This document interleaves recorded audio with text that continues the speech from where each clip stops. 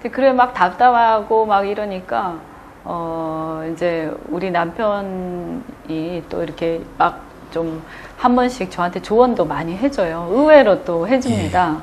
뭐 맨날 이제 침대 머리맡에서 보잖아요. 그런 고뇌하는 모습을.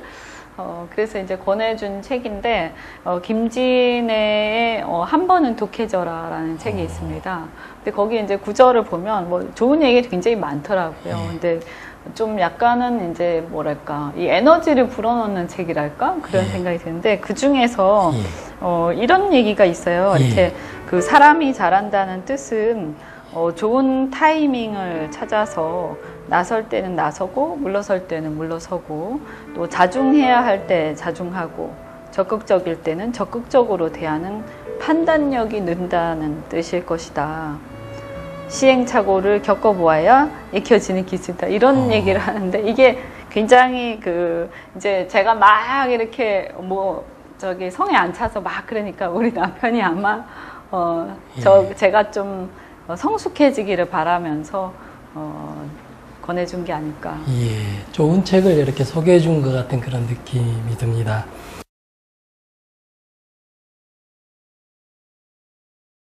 단연코 톨스토이의 전쟁과 평화, 이거 지금 뭐 안 보죠. 그렇게 긴 책을. 저는 그 고등학교 때 처음 보고 대학교 때 보고 요새도 보고 틈날 때마다 몇 장씩 그냥 뒤에서 보는 아주 고전입니다. 예. 우리 그 문학하는 사람에게 거의 고전이라고 할 수 있는 이 전쟁과 평화가 어떤 내용으로 되어 있는지를 간략하게 좀 설명 좀 해 주시죠. 예. 한마디로 말씀드리면은, 전쟁과 평화의 주제가 뭐냐 물으면 다들 전쟁과 평화를 이래 말합니다. 그게 아니고, 톨스토이가 말하고 싶었던 것은 역사를 움직이는 힘은 뭐냐. 그래서 그 소설을 보면은, 왕은 역사의 노예다. 이런 말이 4번인가 나와요.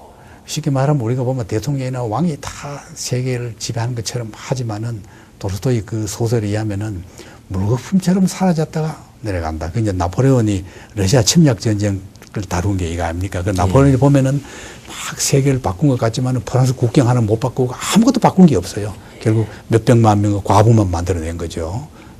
온 나라를 불태우고 사람 죽이고 이런 거죠. 그런 구절이 나오는 거예요. 이게 이제 말하자면 전쟁과 평화라는 것은 왜 이렇게 쓸데없는 짓을 하느냐. 인간이 평화롭게 살아도 되는데 왜 이런 짓을 왜 하느냐. 그걸 추구하는 게 바로 이 소설입니다. 예. 그래서 어느 시대나 교훈이 되고 재밌는 소설이죠. 전쟁과 평화가 이렇게 세계적인 고전이 된 이유는 뭐라고 생각하시는지요? 예, 저는 그렇게 봐요. 이 위대한 작품이라는 건 뭐냐면은 한 작품에서 인간 세상에 일어나고 있는 모든 일을 다 거울로 볼 수 있는 소설. 예를 들면은 삼국지가 위대하다. 전쟁만 볼 수 있거든요. 또 뭐 바람하게 사라지다. 전쟁 속에 사람만 볼 수 있거든요. 또 뭐 여자의 일생, 여자의 운명만 볼 수 있잖아요. 그런 게 아니고 전쟁과 평화 속에는 위로는 나폴레온을 비롯한 러시아 황제 장군부터 밑으로는 농노까지 500여 명이 나와서 인간 세상에 일어날 수 있는 모든 일 다 그 교육이니 종교니 뭐 전쟁이니 신앙이니 모든 문제를 다 볼 수 있습니다. 그럼 한 권 보면은 그냥 대충 인생관이 설 정도예요. 그래서 저는 이게 결국은 저는 이게 그냥 인류가 나온 문학의 최고봉이 아니냐. 그 대신 참 읽기 힘들죠. 6권 이만큼 두껍거든요. 이게 대단히 두꺼운 소설입니다. 마음 먹고 한번 보시기 바랍니다. 선생님 말씀대로 저도 그런 생각이 들더라고요. 삼국지 뭐 옛날에 읽었을 때, 어렸을 때, 또 내지는 뭐 전쟁과 평화 읽었을 때, 공통적으로 느낀 것은 삼국지나 전쟁과 평화에 보면은 정말 수많은 인간상이 이렇게 나오잖아요. 예. 전쟁과 평화도 거의 500명의 이렇게 등장인물이 나오는데 그 수많은 인간상이 좀 현 시대에도 이렇게 접목시켜 볼 수 있는. 그렇죠. 그대로 다 나오는 거죠. 근데 여기 이제 가장 재밌는 장면이 몇 개가 있는데 예를 들면은 그 러시아 농노가 하나 자기 양반 상전이 장교에서 그 장교 밥 해주러 따라다니다가 나폴레옹의 포로가 돼요. 그 나폴레옹한테 잡혀갔거든요. 그러니까 나폴레옹을 속여 먹어요. 농노가. 참 상징적인 거죠. 어떻게 속였냐면은 처음에 농노는 딱 나폴레옹 보는 순간에 이게 바로 나폴레옹이구나 압니다. 알고는 모른 척 해요. 모른 척 하면서 그냥 막 얘기하고 맡아가면서 이제 신문을 합니다. 러시아군 지금 어디 있느냐, 어디로 쳐들어가냐, 그럼 물으니까 뭐 텐스럽게 대답을 한다. 그러다가 나포레옹은 그런 질문해요. 이 전쟁에서 내가 이길 것 같으냐? 그러니까 뭐 더듬더듬 뭐 대답해요. 그러고 나니까 이 압을 하려고. 이놈 나포레옹인 줄 아는 거야. 알고는 압을 하려고. 그렇지만 모르죠. 러시아를 쳐들어온 나라가 다 패배했는데 이번 경우는 모르죠. 당신의 나라에는 위대한 나포레옹이 있지 않습니까? 온 세계를 막 점령한. 이런 말은 나포레옹이 기분이 좋단 말이죠. 그 말에 나포레옹이 쏘고 넘어가서 이 농노에게 돈도 주고 석방시켜 줍니다. 그 장면이 참 하는 걸 암시하죠. 그렇게 위대한 영웅도 농노에게 속아서. 그럼 나중에는 이 나포레옹이 내가 진짜 나포레옹인 줄 알면은 이 사람이 얼마나 놀랄까. 그래서 통역을 보고 그래 말하라 그러니까. 그 말 듣고 농노가 내가 놀란 척 해줘야겠지 하면서 아주 놀란 척을 합니다. 이게 역사가 아니냐. 그 전쟁과 평화를 쓴 톨스토이는 뭐 문학적 성취는 말할 것도 없고 독특하게 이렇게 삶을 살아온 것으로도 또 유명한데요. 그 톨스토이에 대해서 톨스토이 개인에 대해서 조금 이렇게 이야기를 좀 해주십시오. 예. 제가 그 하도 좋아해서 그 생가도 가보고 전쟁과 평화 현장 보로지노도 가보고 뭐 다 가봤거든요. 근데 이분은 이제 생애를 몇 개 나눌 수 있는데 젊었을 때는 완전히 그야말로 성욕의 지배를 받는 그 향락가가 아닙니다. 돈판이 아니고 자기 성욕을 주체할 수 없어서 그냥 농노들이나 뭐 농민 그 머슴들은 아내 소작인들은 아내하고 뭐 그런 짓을 해서 그 나중에 이제 자기가 반성을 했죠. 하고 후년 들어서는 여기야말로 그 인도주의자가 됐는데 그 인도주의를 잘 몰라요. 그러는데 제가 이쪽 그 사람을 깊이 자꾸 책을 보고 해보니까 만약에 이런 분이 지금 우리나라 왔으면은 대단히 우리하고 똑같은 활동을 하지 않았을까. 그야말로 굉장히 진보적이고 통일운동, 민주화운동, 노동운동, 노민운동에 제일 앞장서서 항상 광화문 앉아가지고 단식을 하지 않았을까 하는 생각이 듭니다. 예, 그건 톨스토이뿐이 아니고 실제로 위대한 문인들 다 그래요. 빅토르 휴고도 저는 그렇다고 봐요. 예, 이게 문학입니다. 이게 문학의 본질이라고 봐요. 이제 임원영 선생님이 추천하신 그 전쟁과 평화의 가장 인상적인 대목을 저와 임원영 선생님께서 한 부분씩을 낭독해 드리도록 하겠습니다. 제가 먼저 낭독하겠습니다. 전쟁과 평화를 이끌어가는 것은 민중의 강인한 힘이다. 마치 땅과 하늘의 빛을 반영하고 때로는 엄청난 중력으로 만물을 삼키는 큰 파도 같은 러시아 민중 절약에 대한 톨스토이의 신뢰가 작품 밑바탕을 이룬다. 이와 함께 톨스토이는 러시아 귀족 계급의 공허, 허영, 행위 등 온갖 제약을 가차없이 문책하면서 그 내부 생활에서 가장 아름답고 줄기찬 높은 도덕의식의 표출과 함께 수많은 긍정적 혹은 부정적 인간형을 만들어낸다. 예. 그래서 이제 이 본문에 보면 이런 에필로그 2편에 이 20년 동안에 드넓은 땅이 황폐해지고 집들은 불타고 상업은 방향을 바꾸고 몇백만의 사람이 재산을 잃거나 또는 재산을 모으고 살 곳을 옮겼다. 그리고 동포에 대한 사랑의 법칙을 받드는 몇백만의 그리스도 교도는 서로 죽이는 일을 일삼고 있었다. 대체 이러한 것들은 모두 무엇을 뜻하는 것일까? 무엇에서 왜 일어난 것일까? 이 사람들에게 집을 태우게 하고 동포를 죽이게 한 것은 무엇일까? 이 사건들의 원인은 과연 어디에 있는가?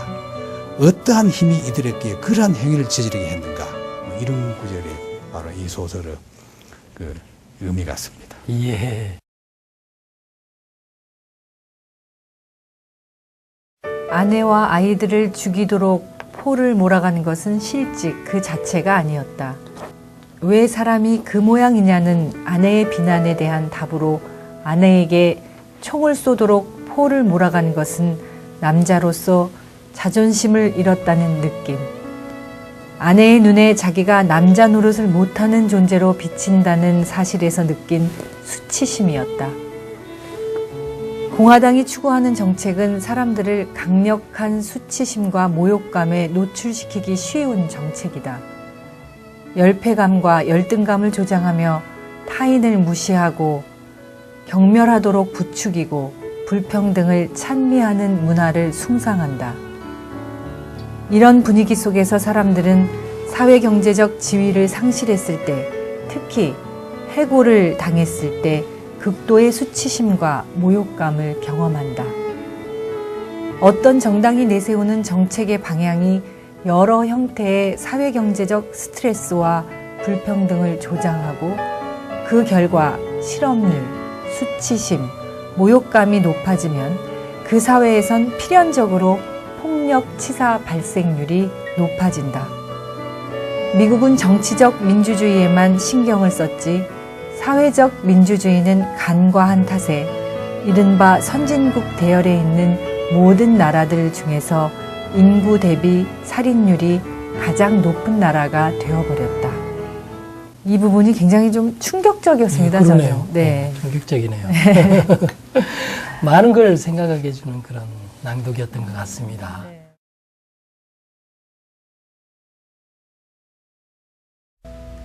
덴마크의 새 출발은 1864년 독일과의 전쟁에서 진 후 시민들이 자각을 했기 때문에 가능했다. 왕이 주도한 전쟁에서 패배하자 왕을 다시 보기 시작했고 왕이 아니라 시민 스스로 길을 개척해야 한다는 사실을 깨달았다. 그래서 구름투비의 시민 교육이 시작되었고 시민이 함께 참여하는 협동조합 운동이 시작되었다. 대한민국이 지금도 마찬가지 아닌가. 정치권에 대한 실망이 어느 때보다도 높다. 그러나 대통령에게 여야 정치인에게 내일이 오느냐고 묻지 말자. 우리가 나서서 내일을 만들자. 네. 제 차례인가요? 네. 네. 이 책을 쓰는 동안 대한민국 국민 모두를 상주로 만든 세월호 참사가 일어났다. 군대 안에서 목숨을 잃은 청년들의 소식도 이어졌다. 분노와 자괴감이 뒤엉켰다. 그동안 정부는 무엇을 했단 말인가? 나를 포함해서 우리가 만든 사회가 이 정도였단 말인가? 이내 두려움이 밀려왔다. 이러다간 나도 우리 아이들도 위험하다는 생각을 떨칠 수가 없었다. 세월호 참사 이후 우리는 두 가지를 다짐했다. 미안합니다. 그리고 가만히 있지 않겠습니다. 그렇다면 어디에서부터 시작할 것인가? 출발은 나여야 한다. 그리고 우리 가족 안에서, 회사에서, 동네와 지역에서 그동안 걸어온 길을 되돌아보고 새로운 길을 모색해야 한다. 덴마크는 우리에게 다른 길이 있음을 보여준다. 물론 덴마크가 완벽한 사회는 아니다. 그러나 지구상에서 인간이 만들어낼 수 있는 가장 행복한 사회 중 하나임은 분명하다.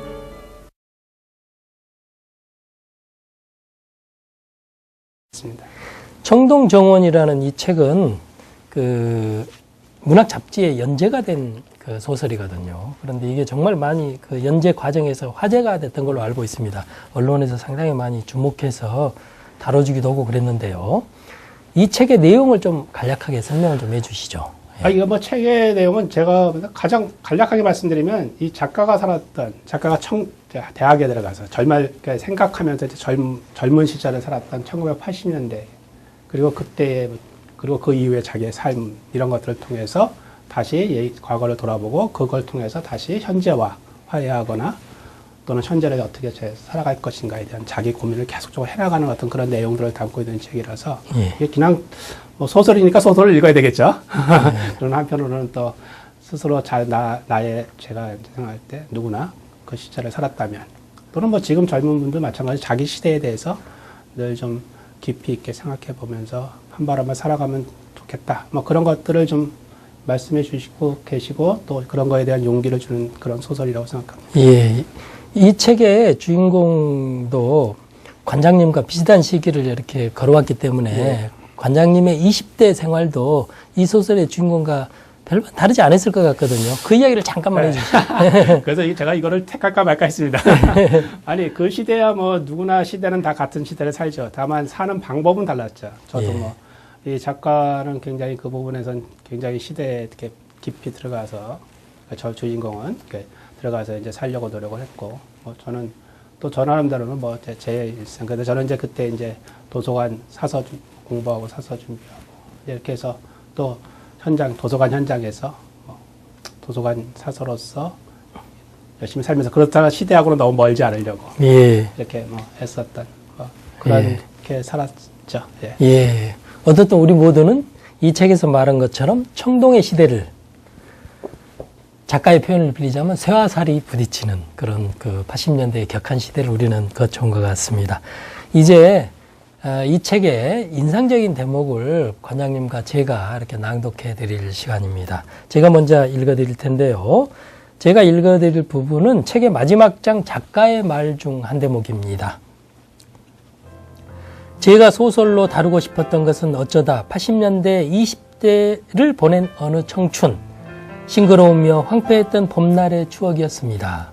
폭압적인 체제에 맞서 앞에서 싸우지 못하고 멀찍이 물러나 모른 척하지도 않았지만 그래서 더 고민이 깊을 수밖에 없었던 주변인의 초상이라고나 할까요?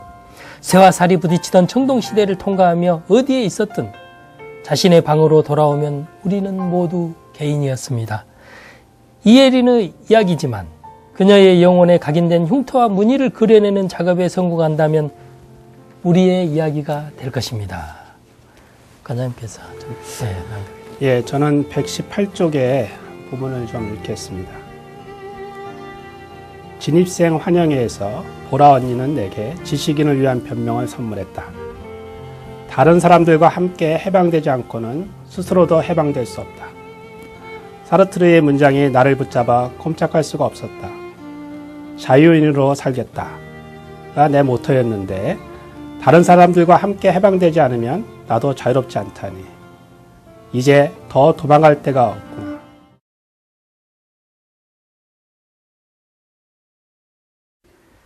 삶의 지혜란 굳이 내가 무언가를 많이 해서 쟁취하는 것이 아니고 오히려 편안한 멈춤 속에서 자연스럽게 드러난다는 간단한 진리를 많은 사람들에게 전하고 싶었다. 아니, 단 한 사람에게라도 더 알리고 싶었다.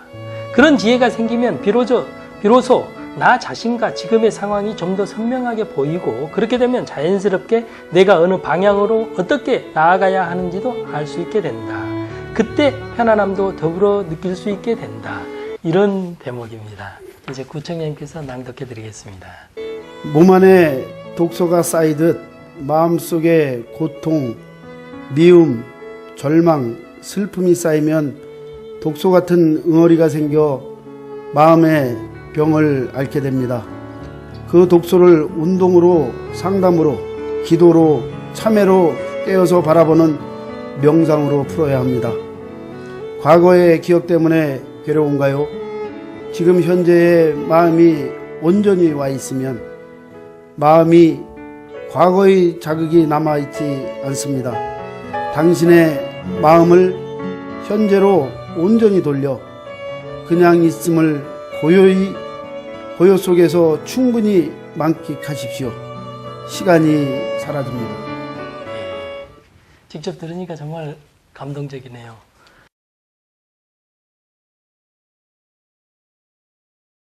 좋은 문학작품은 메말라가는 정서를 새롭게 하고 우리의 정신에 활기와 탄력을 주는 윤활유의 역할을 합니다.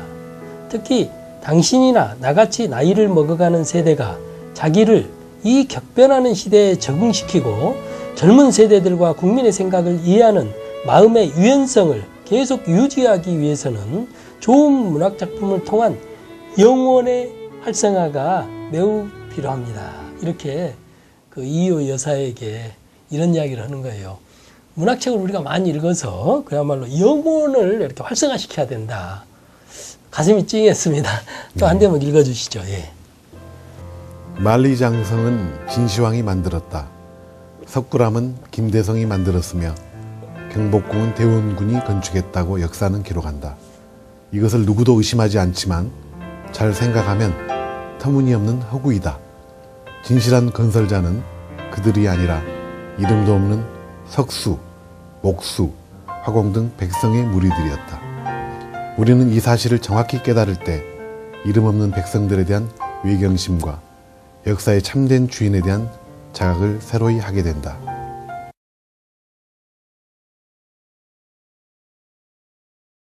시장님께서 말씀하신 이 책의 또 인상적인 부분을 저하고 시장님께서 낭독해 드리도록 하겠습니다.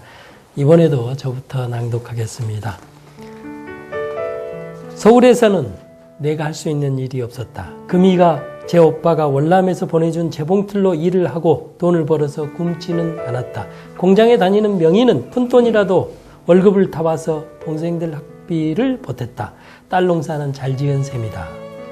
딸들 덕분에 술도 마실 수 있었다. 술을 마시지 않을 수 없었다. 죽은 아들의 흔적이 남아있는 고향집에서 도망쳐왔지만 서울에서도 죽은 아들 생각이 나기는 마찬가지였다. 맨정신으로는 견딜 수가 없었다. 이런 대목입니다. 이제 시장님께서 낭독해 드리겠습니다. 저는 이제 투명인간 68페이지에 있는 내용입니다. 할아버지는 책에 나오는 대로 마당에 굴을 파고 그 토간에 설치한 뒤 추수하고 논에서 나온 볏짚을 차곡차곡 쌓아서 잘 덮어두었다가 풀이 귀한 겨울철에 소의 사료로 쓰게 했다.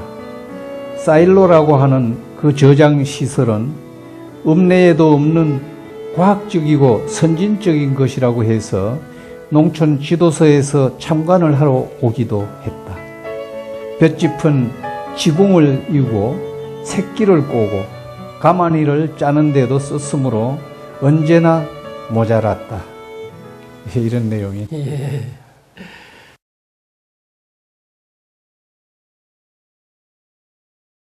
이 미학 오디세이에 보면 각 장에 이렇게 소개하는 글 있잖아요. 각 장을 시작할 때 그 소개 글인데 그런 글들이 정말 인상적이에요. 그걸 읽는 순간에 그 다음 페이지를 반드시 읽게 만듭니다. 그 흡입력인데 오늘은 이런 대목을 읽어드리고 싶습니다. 아름다움에 관하여 해서 아름다운 가상이라는 그런 그 5장인데요. 그 5장의 소개글이 이거예요. 새들은 어디로 날아가는가? 낮으로? 밤으로? 밤과 낮은 서로 배쳐간다. 밤이 낮일 수 없고 낮이 밤일 수 없다. 빛은 밤과 낮을 분명히 가른다. 하지만 이 그림에서 밤과 낮이 공존한다. 이렇게 서로 배쳐가는 두 가지 가능성이 공존하는 걸 철학에선 이율배반이라 한다. 여기서 우리는 미와 관련해 얽힌 두 가지 문제를 다루게 된다. 먼저 미이론에서 객관주의와 주관주의의 대립이다. 지라기에도 아름다움이 있었을까? 객관주의자라면 yes, 주관주의자라면 no라고 할 것이다. 이어서 취미 판단의 이율배반에 대해 생각해보자. 미에도 이율배반이 있다. 객관적인 미의 기준은 없다. 그러나 있다. 미에 대해 논쟁할 수 있는가? 없다. 그러나 있다. 어느 게 옳은가? 유클리드와 산책하면서 생각해보자. 뭐 이런 글인데 그 다음 이제 읽어보고 싶죠. 정말 산책하고 싶죠. 이렇게 그 소개글이 너무 이렇게 그 문장이 유래해서 참 좋았다 이런 생각을 해보게 됩니다. 창문을 열고 밤하늘을 보자. 요란한 불빛 때문에 별을 볼 수 없으면 거리의 불을 모두 끄기로 하자. 시야를 가리는 콘크리트 덩어리들과 보기 흉한 아스팔트도 지워버리자. 이제 우리는 하늘이 훤히 열린 야트막한 언덕 위에 앉아있다. 그래도 별은 반짝거릴 줄을 모른다. 숨 막히게 하는 하늘의 희뿌연 뚜껑도 걷어버리자. 이제야 예전에 우리가 보았던 하늘이 보인다. 별이 뚝뚝 떨어질 것 같던 그 까만 하늘, 이게 얼마만인가. 친구와 난 가끔 함께 밤하늘을 쳐다보곤 했다. 나는 번번이 내 별을 찾는 데 실패했지만 친구에겐 제 별을 찾아내는 특별한 방법이 있었다. 오리온 자리의 삼태성 중 가운데 것. 그 뒤 친구는 정말로 그 별이 되었다. 문화관한 사람들 기죽게 하는 그런 정말 잘 읽히는 문장을 갖고 있는 것 같습니다.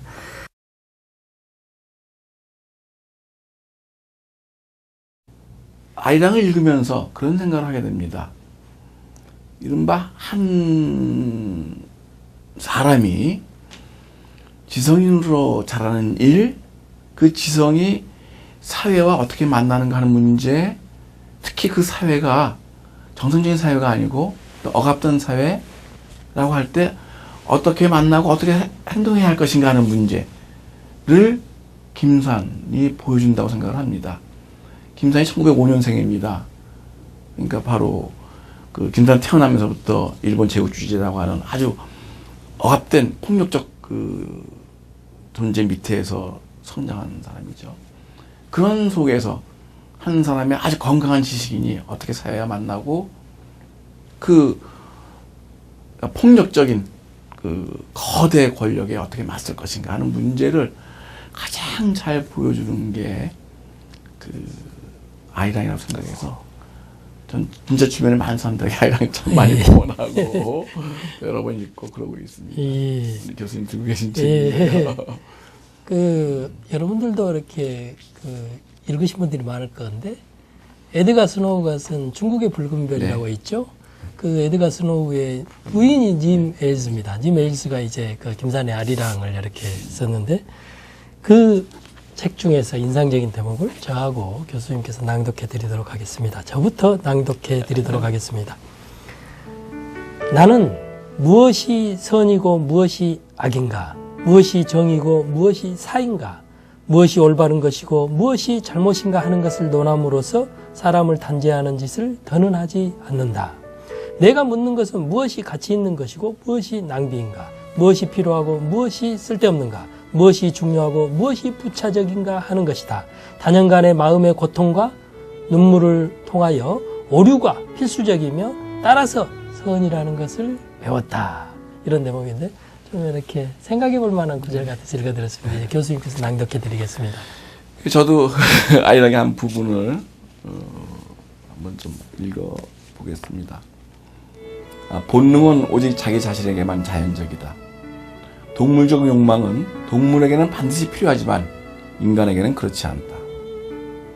인간은 자기 욕망을 통제할 수 있으며 그럼으로써 욕망을 불필요한 것으로 만들 수도 있다고 나는 판단하였다.